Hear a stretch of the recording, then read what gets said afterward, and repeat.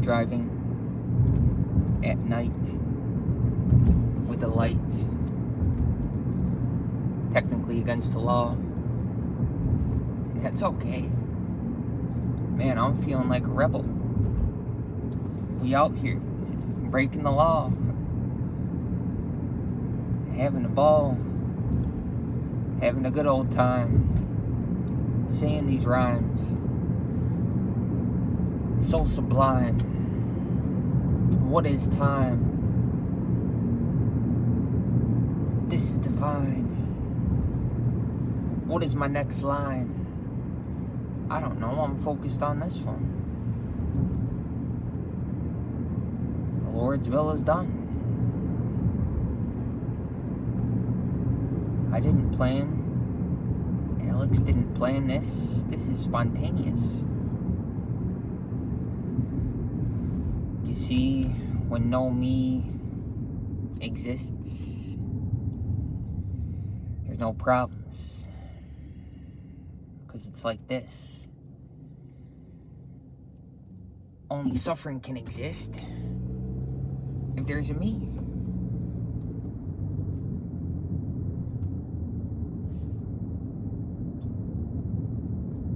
If Alex doesn't exist, then where's the problem? If your name doesn't exist, where's the problem? Problem doesn't exist. So it's like this. What I'm trying to say is you're pure consciousness. It's all about your focus. We can talk about the 5 elements. The light of consciousness as pure awareness, that which we are, has focus, focuses attention on matter, on 5 elements, of which everything in 3-dimensional world exists. Everything is simply that we perceive 3-dimensionally is a combination of the 5 physical elements. This is basic. Earth, water, wind, fire, space, ether, Akash. Nothingness.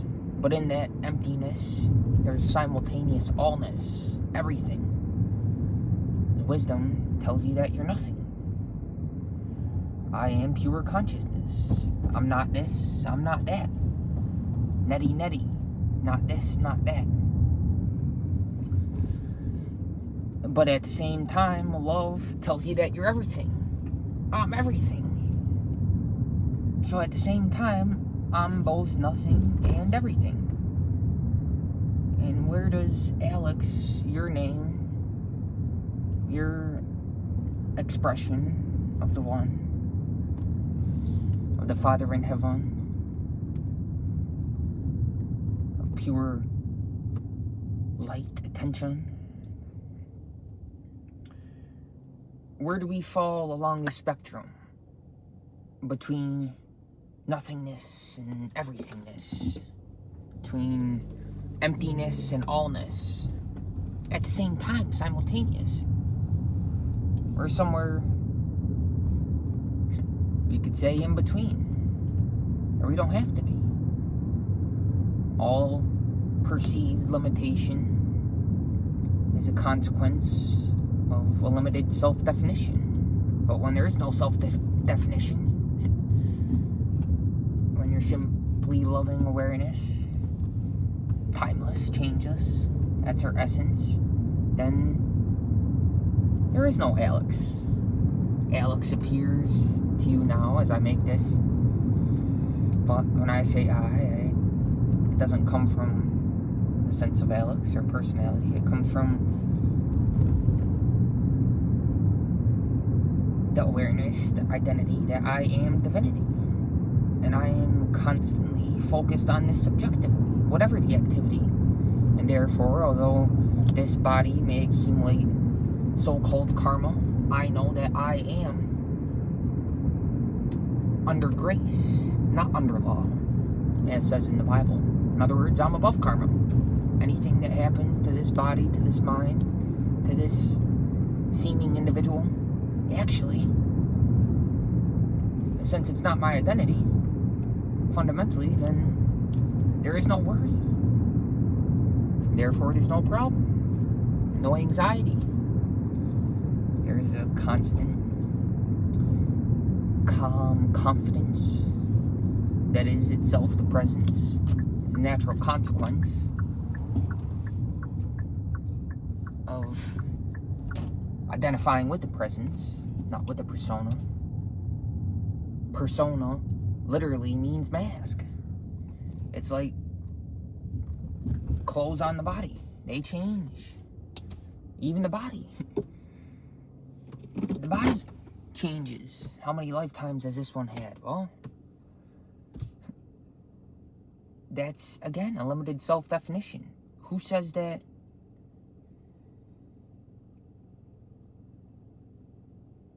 Who says that?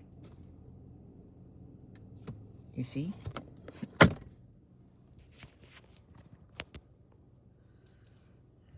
So as I take you inside with me, I hope you're following a stream of consciousness. If not, that's okay. And all there really is today. Tomorrow never comes. And this seeming individual Alex never comes. As I made that vow, baby. Actually, the Lord made it for me. So I can't take credit as a personality that Alex never comes, never releases his seed or intention. So the front door is locked, that's okay. We'll go around. There's another way.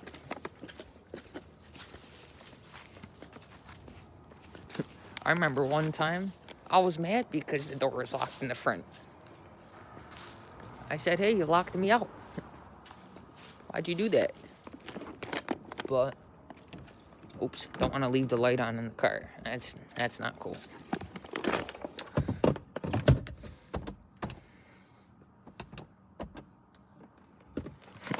Don't want a dead battery now, do we? That'd be silly. See, humor is necessary. It's not really optional on the spiritual journey. Without humility, how can there be humor? You gotta learn to laugh at yourself.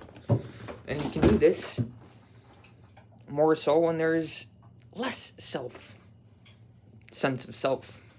You see, it doesn't exist, so you kind of observe it like you could say a karmic pet or a puppet that is just going, flowing by God's will, the unseen hand.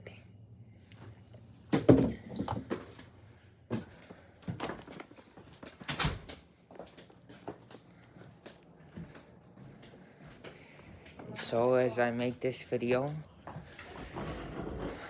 I'm in the flow, always focused on Him, even on the go. And there's this concept of flow breakers, things in the environment that could have the potential to interrupt your flow, your focus on Him within, God. But actually, they're just concepts. See, everything manifest in the world starts with consciousness, a concept. And so when there's discernment, realization that, hey, everything's actually a concept and it's a manifestation of my own consciousness, then there is no such flow breakers. Because there's always calmness and confidence. And this arises from the awareness that I am one with Him. Him with a capital M. Not like I saw something recently about this movie, him, and all this satanic symbology. Not that him. That's we could say, the hymn of the fallen angels, the ruler of the world. Not the world that I'm in, but that a lot of us are in. And so I'm aware of this world. So there's compassion.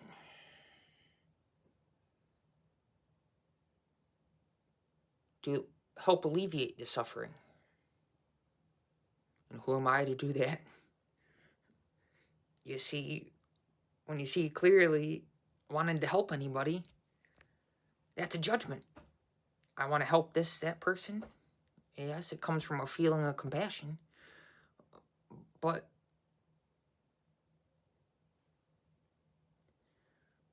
hopefully it doesn't come from judgment. It's a natural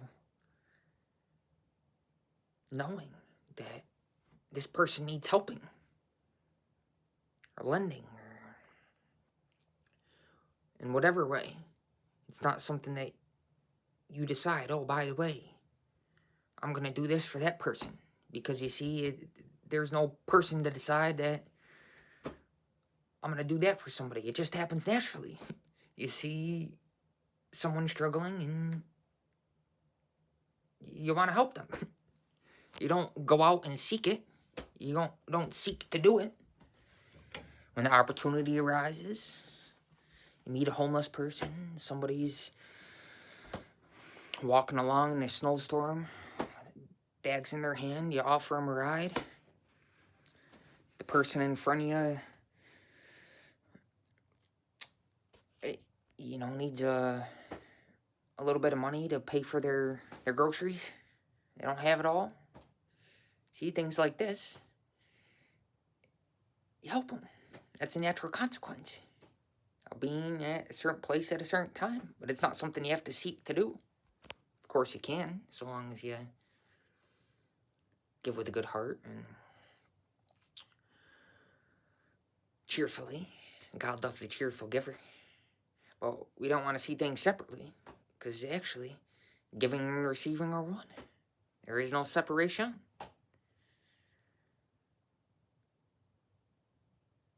This other person is actually me in a different body. And so, naturally, you see them with some worry, you want to help them, because they're an extension of your very own self. And all suffering has to do with identification with limitation.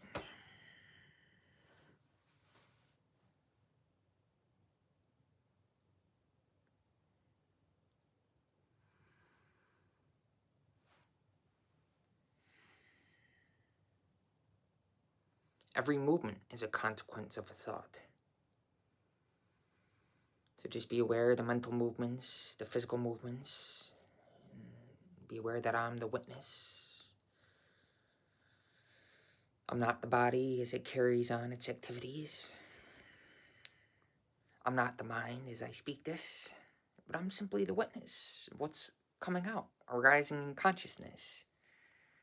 You're too the witness watching this, and so I thank you for this. I'm grateful for this. Been awarded a human form, and therefore, we're living life to the fullest. Glass is always full, in fact overflowing, highly vibrating,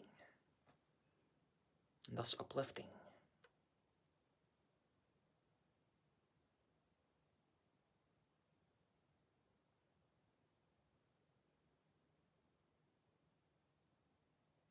It's very easy to see the difference between forcefulness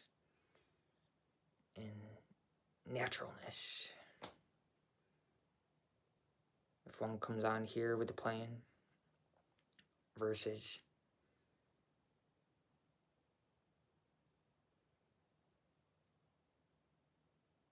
this silence. Because that's where the truth is really found. All talking is really not necessary.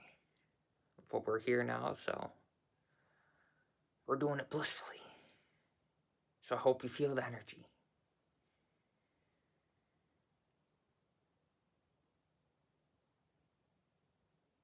That's really why I make this.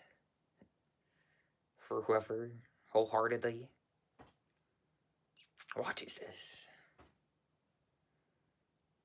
I realize, hey, it's a dream, but I'm having fun with this. So I hope you are too. Wherever you are, whatever you do.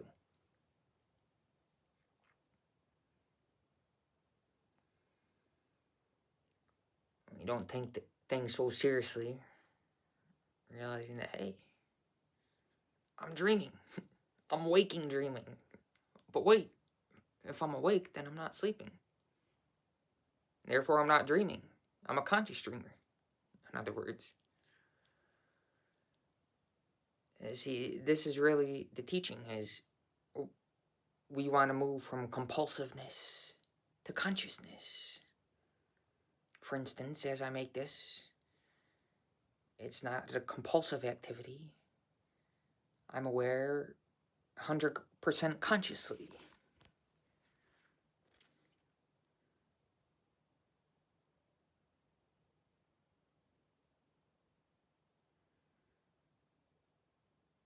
I'm aware that I'm aware. But who's aware that I'm aware? What is that feeling of I am? What is beyond the feeling?